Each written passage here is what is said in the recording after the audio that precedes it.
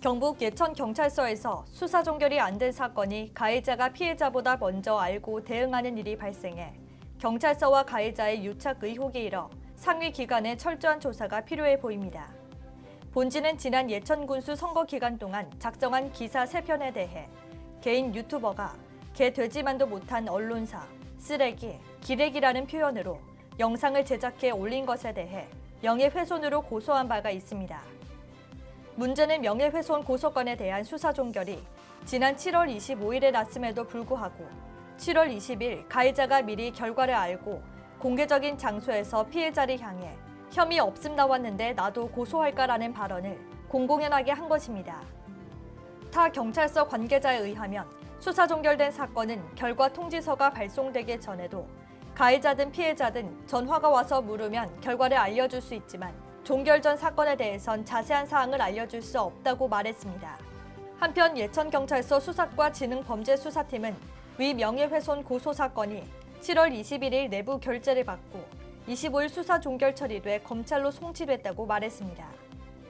더욱이 예천경찰서는 이해할 수 없는 이유를 들며 혐의 없음 결과 통지서를 본지에 보내왔습니다.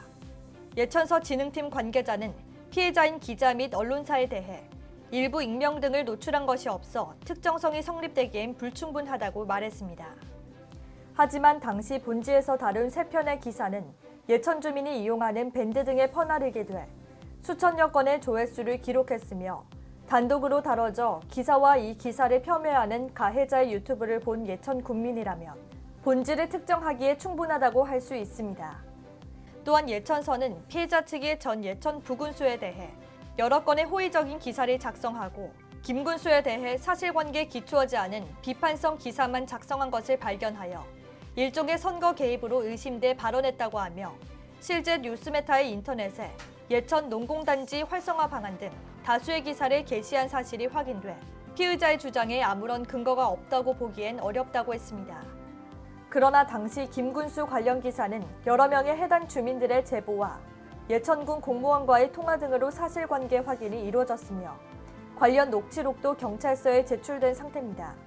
비판성 기사만 작성한 것에 대해서도 예천군 관련 홍보성 기사는 수천 건 이상이 게재돼 있어 맞지 않는 내용이며 농공단지 활성화 방안 등은 기사가 아닌 기고문 형태로 본지에는 같은 사람의 기고문이 여러 편 실려있는 경우가 다반사입니다. 따라서 이를 근거로 든 예천경찰서의 피의자 주장에 아무런 근거가 없다고 보기 어렵다는 이유는 설득력이 떨어집니다. 예천경찰서는 개 되지만도 못한 언론사, 기레기다, 쓰레기다는 유튜버의 표현이 과격한 것은 맞지만 피해자의 사회적 가치나 평가가 침해될 정도로 보기는 어렵다고 말했습니다. 이를 두고 예천군민 김모 씨는 국민들의 알 권리를 위한 언론사의 역할이 어떤 것인지 예천경찰서는 구별이 잘 안 가는가 보다라며 수사 종결도 전인 사건의 결과를 미리 유출하는 것은 명백한 범법 행위라며 꼬집었습니다. 지금까지 아나운서 은결이었습니다.